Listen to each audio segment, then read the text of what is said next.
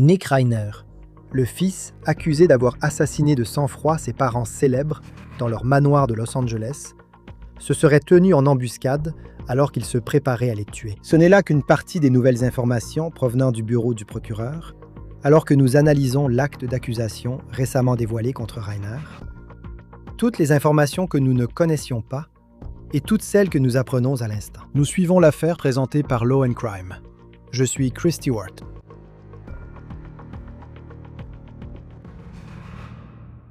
Lorsque les corps du célèbre acteur et réalisateur Rob Reiner et de sa femme productrice Michelle ont été retrouvés juste avant Noël de l'année dernière, cela a choqué le monde entier. Je veux dire, repensez à ce moment où cette histoire a éclaté pour la première fois. Et puis, quand nous avons appris l'identité de leur présumé meurtrier, c'était encore plus choquant. Le fait que ce soit leur propre enfant, Nick, âgé de 32 ans. Les enquêteurs affirment que Nick Reiner a poignardé ses parents à mort dans leur maison de Brentwood, qui est un quartier aisé de Los Angeles. Et puis, il se serait simplement enfui. Il a été retrouvé peu de temps après dans un autre quartier de Los Angeles, Exposition Park, et il a été inculpé de 2 chefs de meurtre. Il est détenu au centre correctionnel Twin Towers de Los Angeles. Maintenant, il se peut que vous connaissiez déjà beaucoup de ces informations à ce stade. Mais maintenant, nous découvrons de nouvelles allégations alors que tout nouvel acte d'accusation a été dévoilé dans l'affaire Reiner. Donc, je veux passer en revue ce que nous apprenons et aussi un bref récapitulatif de la chronologie de comment nous en sommes arrivés là. Maintenant, Rob Reiner, âgé de 78 ans, réalisateur et acteur célèbre, et puis il y a sa femme, qui est une productrice très connue, Michelle Reiner. Elle avait 70 ans. Ils ont été tués le 14 décembre. Et ce couple était censé avoir un rendez-vous de massage à leur domicile. Mais lorsque le thérapeute est arrivé, il n'a pas pu entrer dans la maison. Personne n'est venu ouvrir la porte. Donc le thérapeute, le masseur, a fini par appeler la plus jeune fille des Reiner.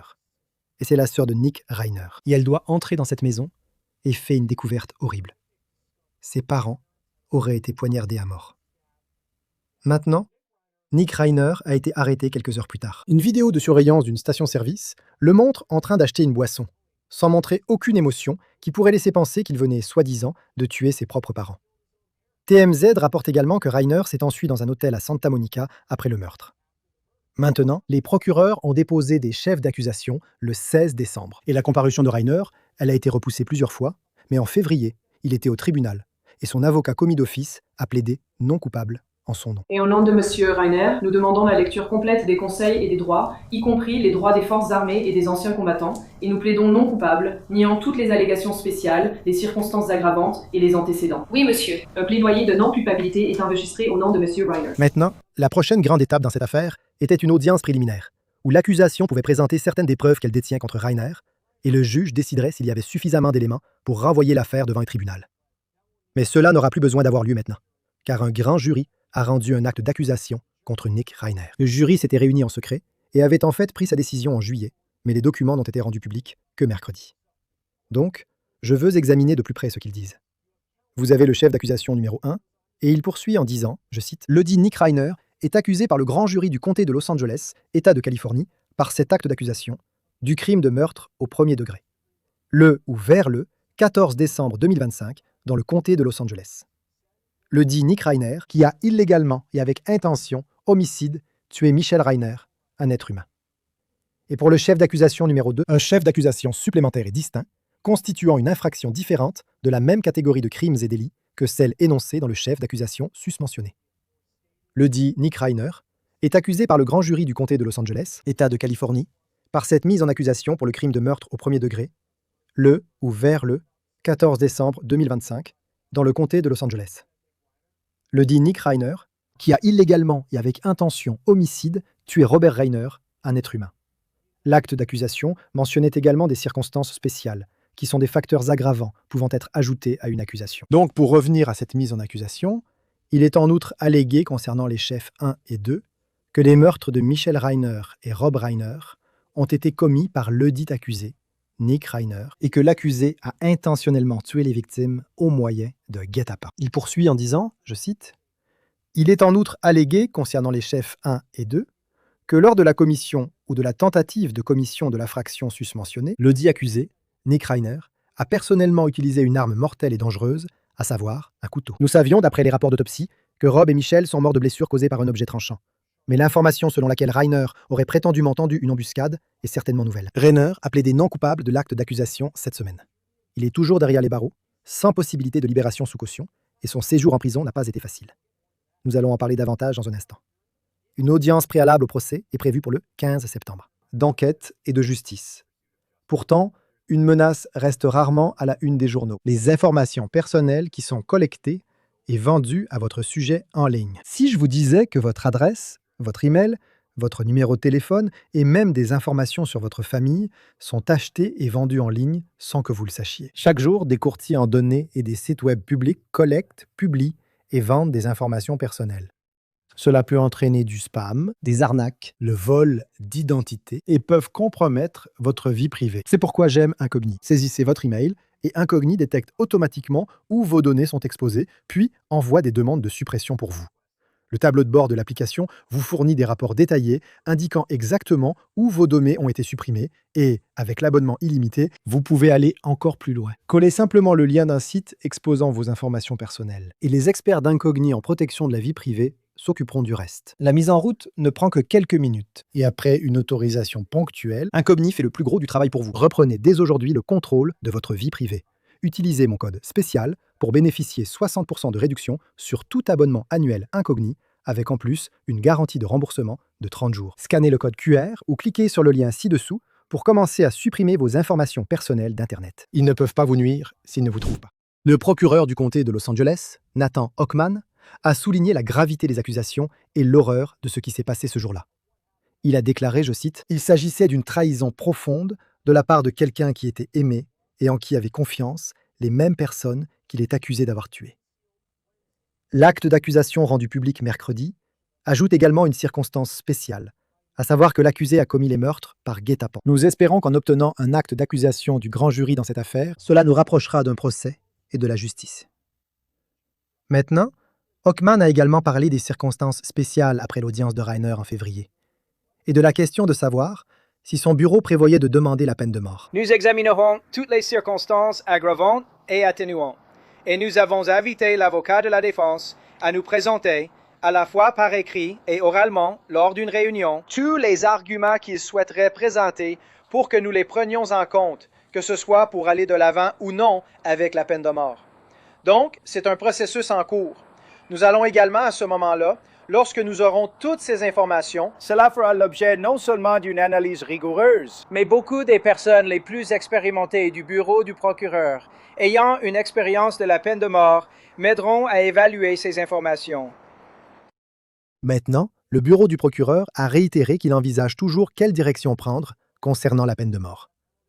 Et nous tenons à souligner que la Californie a un moratoire sur la peine capitale depuis des années, mais un accusé peut toujours se retrouver dans le couloir de la mort en Californie.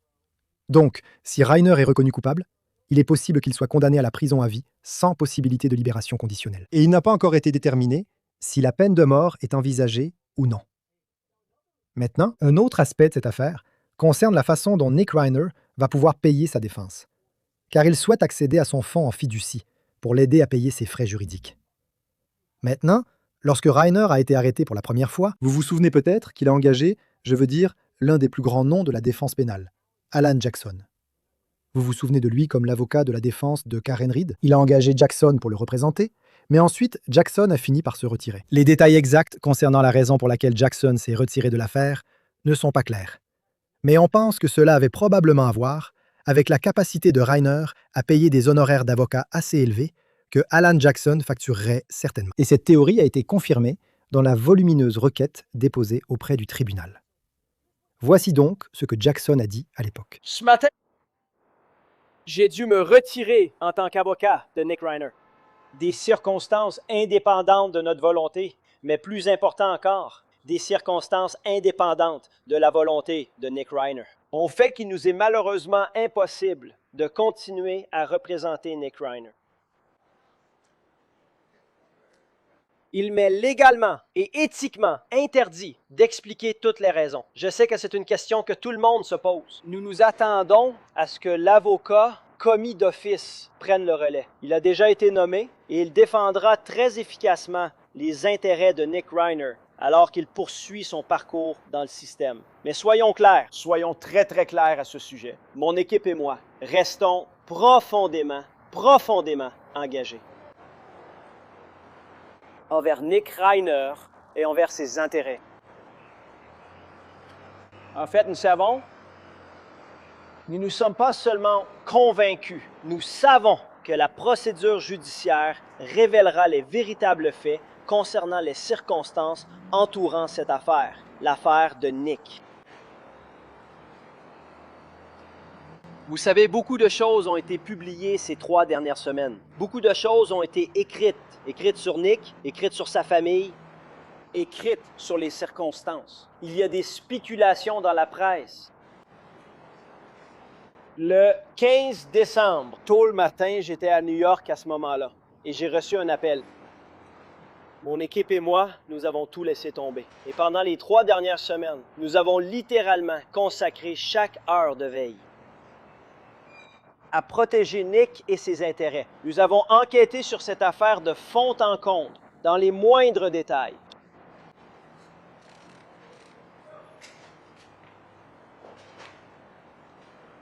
Ce que nous avons découvert, et vous pouvez en être sûr, c'est qu'en vertu des lois de cet État, en vertu de la loi californienne, Nick Reiner n'est pas coupable de meurtre. Publiez ça. Publiez ça.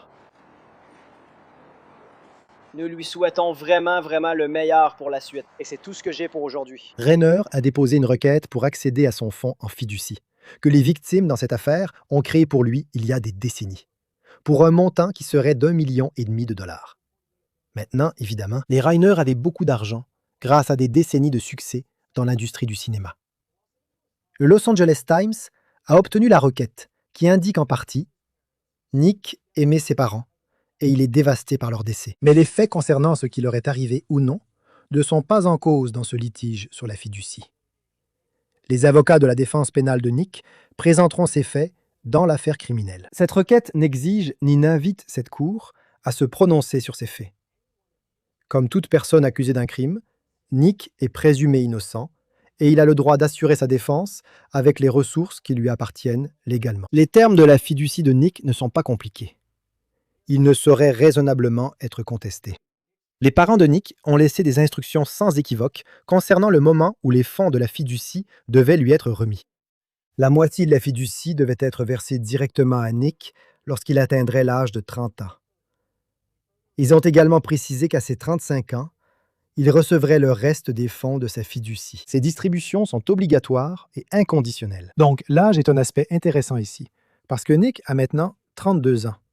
Mais selon ses avocats civils, il n'a pas reçu d'argent de la fiducie lorsqu'il avait 30 ans, avant la mort de ses parents, parce qu'il y avait des doutes sur sa capacité. Nick Reiner a reconnu avoir eu des problèmes de dépendance dans sa vie, qui remonteraient, selon les rapports, à son adolescence. Il aurait également reçu un diagnostic de schizophrénie. Mais jusqu'à présent, la capacité mentale de Reiner n'a pas été remise en question dans son affaire pénale. Ses avocats civils affirment donc qu'il a droit à son fonds en fiducie. Mais ce qu'on appelle la règle dite du meurtrier en Californie pourrait entrer en jeu ici. Je veux donc vous lire cette loi. Une personne qui tue le défunt de manière criminelle ou intentionnelle n'a droit à aucun des éléments suivants. Aucun bien, intérêt ou avantage en vertu du testament du défunt ou d'une fiducie créée par ou pour le bénéfice du défunt, ou dans laquelle le défunt a un intérêt, y compris tout pouvoir général ou spécial de désignation, conféré par le testament ou la fiducie, à la personne ayant commis le meurtre. Et toute nomination du meurtrier en tant qu'exécuteur testamentaire, fiduciaire, tuteur ou curateur, faite par le testament ou la fiducie. Donc non seulement nous avons la nouvelle de l'acte d'accusation cette semaine, mais la semaine prochaine, lundi 17 août, un juge doit entendre les arguments pour et contre la requête de Reiner.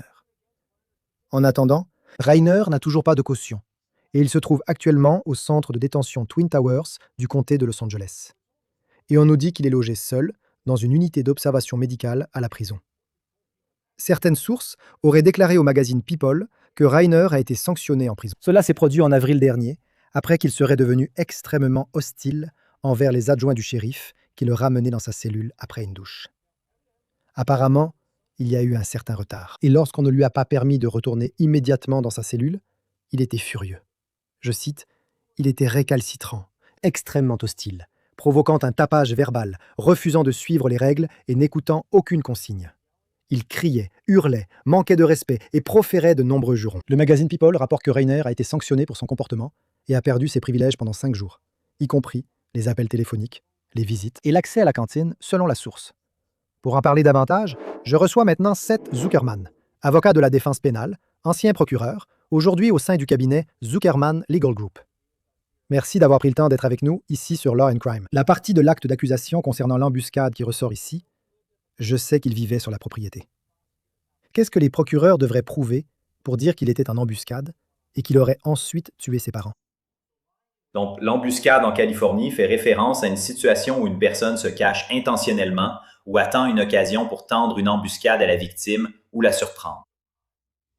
Donc, les procureurs vont avoir besoin de preuves qui ne montrent pas seulement qu'il les a tués, mais aussi qu'il avait prévu de le faire et qu'il a attendu dans la maison avec l'intention de le faire. Donc, il doit y avoir un certain type de preuves, que ce soit des vidéos de surveillance, des messages textes, des choses qu'il a dites à d'autres témoins ou des notes dans un journal intime. Quelque chose qui montre que son état d'esprit à ce moment-là était plus que simplement le fait qu'il avait prévu de tuer ses parents et qu'il leur a tendu une embuscade. Maintenant, le nouvel acte d'accusation n'explique pas comment il était en embuscade ni quelles sont les preuves. Et c'est ce que je cherche à savoir pour la suite. Mais il va clairement falloir que les procureurs présentent des preuves pour établir cette nouvelle accusation. N'est-ce pas?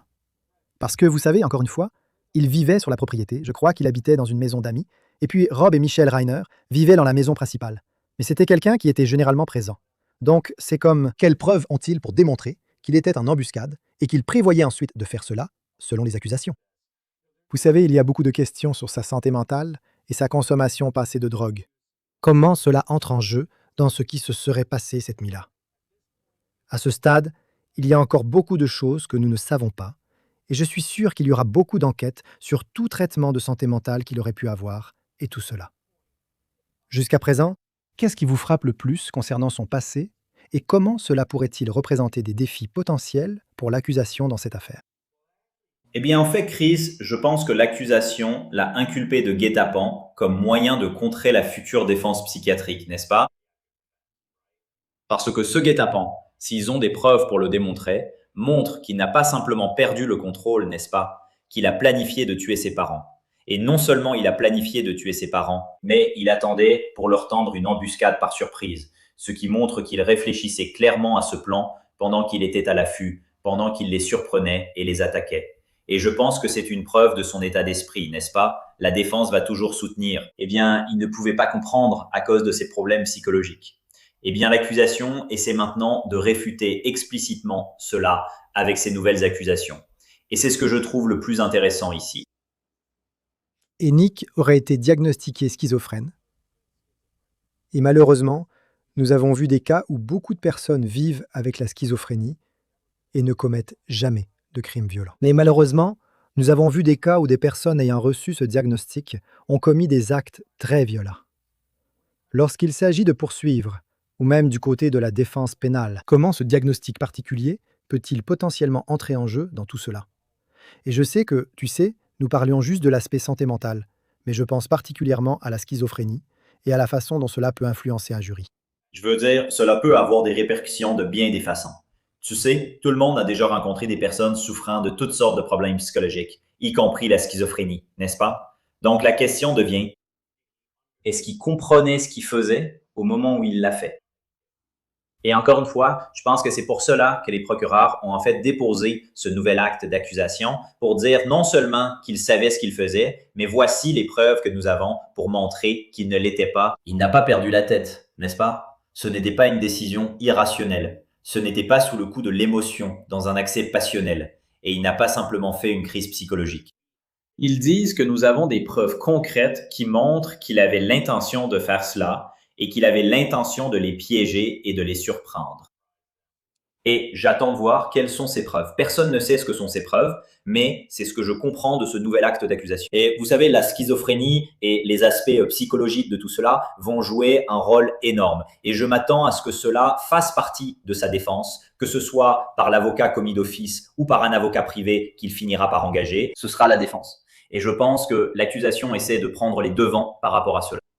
Oui, et nous allons parler un peu de la façon dont cette défense sera financée, car il semble qu'une audience soit prévue lundi au moment où nous enregistrons ceci. Le calendrier de cette mise en accusation par le grand jury. Donc il a été, vous savez, inculpé, je crois, en juillet de cette année. Cela vient tout juste d'être rendu public. Il devait y avoir une audience préliminaire en septembre. D'après ce que je comprends, cela n'aura plus lieu. Qu'est-ce que vous pensez de ce calendrier et de la façon dont tout cela s'est déroulé?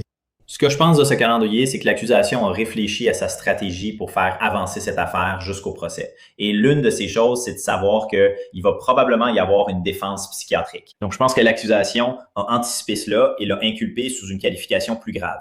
Il s'agit maintenant d'une accusation de meurtre au premier degré, ce qui implique la peine de mort potentielle, même s'il y a actuellement un moratoire en Californie, ou la prison à vie sans possibilité de libération conditionnelle. Donc, l'accusation voulait l'inculper de ce crime plus grave afin qu'il fasse face à des peines plus sévères pour prendre de l'avance sur la défense psychiatrique. Mais il n'y a plus besoin d'une audience préliminaire maintenant, n'est-ce pas? Parce qu'il y a un nouvel acte d'accusation. Il vient de comparaître pour répondre à ces charges et ils doivent recommencer toute la procédure. Donc, l'ancien acte d'accusation ne s'applique plus à cette affaire. Et l'audience préliminaire en septembre, comme vous l'avez mentionné, n'aura pas lieu. Vous savez, c'est intéressant parce que en ce moment, je pense que le procès auquel tout le monde pense, et je sais que c'est une affaire très très différente, mais il y a le procès de Lindsay Clancy qui se déroule dans le Massachusetts. Et on voit vraiment comme le système de santé est mis en cause par la défense. Et on voit toutes les informations liées à son traitement de santé mentale en 2022, 2023. Et puis quand je pense à Nick Reiner, voilà quelqu'un à qui on a diagnostiqué une schizophrénie. Et puis, tu sais, j'imagine que pour celui qui sera son avocat de la défense, il va y avoir une enquête approfondie sur les médicaments qu'il prenait et tout ça. En tant qu'avocat de la défense, comment cela se passe concrètement pour rassembler ces informations si c'est la stratégie de défense choisie? Alors, à quoi ça ressemble? Ça ressemble à obtenir tous ces dossiers de santé mentale auprès de tous ses anciens praticiens, à récupérer une liste des médicaments qu'il a pris au fil des années et aussi à le faire évaluer par un expert psychiatre médico-légal qui pourrait éventuellement rédiger un rapport et témoigner lors du procès. Maintenant, si la défense fait cela, elle ouvre la porte à ses antécédents psychiatriques. Le gouvernement, les procureurs, obtiennent une copie de tous ces dossiers et ils ont également la possibilité de le faire évaluer par leurs propres experts.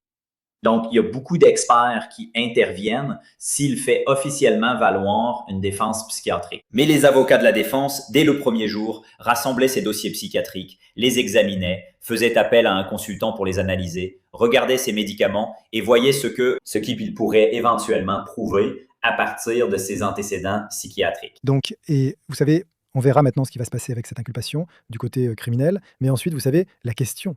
La question, c'est non seulement à quoi va ressembler sa défense, mais aussi comment il va la payer. Qui sera finalement son avocat? Lui, vous savez, en tant que membre de, soyons honnêtes, d'une famille très riche, simplement grâce au succès que son père et sa mère ont eu dans l'industrie du cinéma pendant une si longue période. Il a un fonds fiducie. Je ne pense pas qu'il est, vous savez, je sais qu'il a réalisé un film, mais il ne semblait pas vraiment avoir beaucoup d'argent lui-même. La plupart de son argent venait de ses parents. Il y aurait environ 1,5 million de dollars dans ce fonds en fiducie qu'il aimerait utiliser pour payer sa défense. Et puis, ils auront une audience lundi pour essayer de déterminer cela. Comment voyez-vous cela se dérouler avec ce que nous savons à ce stade? D'après ce qui a été rapporté publiquement, je pense qu'il a droit à ses fonds. D'après ce que j'ai compris, cette fiducie disait que lorsqu'il aurait 30 ans, il aurait accès à ses fonds et il a clairement plus de 30 ans. Je ne pense pas que la loi qui empêche un meurtrier d'hériter ou quoi que ce soit d'autre soit réellement pertinente ici, parce qu'il avait droit à ses fonds indépendamment du décès de ses parents. Donc, il aurait dû hériter de cet argent ou y avoir accès quand il avait 30 ans. Et ce n'est pas comme s'il s'agissait de prestations d'assurance vie ou de quelque chose qui se réalise à cause de leur décès, n'est-ce pas? Ce sont des fonds auxquels, soi-disant, il était censé avoir accès lorsqu'il a atteint 30 ans. Et il devrait pouvoir utiliser ces fonds comme il l'entend. Évidemment, le fiduciaire n'est pas d'accord avec cela. Et c'est pourquoi une audience est prévue prochainement. Mais de mon point de vue, légalement, je ne pense pas que la loi qui empêche un meurtrier d'hériter s'applique ici. Et il devrait avoir droit à tous les fonds auxquels il avait droit lorsqu'il a eu 30 ans. Le fait qu'il soit simplement accusé de meurtre à ce stade, vous savez, peu importe ce que les gens pensent s'être passé dans la maison, il n'a encore été condamné pour rien. Il est présumé innocent. Et puis, il y a cette loi qui empêche un meurtrier d'hériter, qui, vous savez, j'ai l'impression qu'après coup, s'il était reconnu coupable, alors cet argent, il semble que la loi s'appliquerait dans ce cas-là. Comment ça fonctionne généralement quand il s'agit de quelqu'un qui est accusé d'un crime plutôt que condamné? Vous voyez, encore une fois, je ne pense pas comprendre où vous voulez en venir, Chris. Je ne pense pas que ce soit vraiment la question pertinente, n'est-ce pas? Parce que vous avez raison. Il est innocent jusqu'à preuve du contraire. Il a plaidé non coupable et l'affaire suit son cours. Mais je pense que le fait est qu'il avait droit à cet argent, indépendamment de cette affaire, n'est-ce pas? Il était censé l'hériter à ses 30 ans. Et pour une raison ou une autre, il n'a pas reçu l'argent du fiduciaire. Donc en mettant de côté le fait qu'il soit maintenant accusé d'avoir tué ses parents, il aurait dû avoir cet argent dès le départ. Et légalement, ils lui retiennent cet argent sans aucune raison valable. C'est son argument. Et je pense que c'est un argument plutôt solide. Je ne pense pas que le fait qu'il soit maintenant accusé d'avoir tué ses parents devrait jouer un rôle ici pour déterminer s'il a droit ou non au fonds qu'il aurait dû recevoir. Encore une fois, je ne pense pas non plus que cela ait de l'importance s'il est condamné plus tard et qu'il a utilisé ses fonds, parce que je pense que c'est de l'argent auquel il avait légalement droit, quoi qu'il arrive. Encore une fois, il ne s'agit pas de prestations d'assurance vie qu'il aurait reçues à la suite du décès de ses parents ou de quelque chose d'autre déclenché par la mort de ses parents. Il s'agit de fonds qui étaient censés être débloqués lorsqu'il a eu 30 ans, ce qui est arrivé il y a quelques années. Quels seront les arguments lors de cette audience lundi?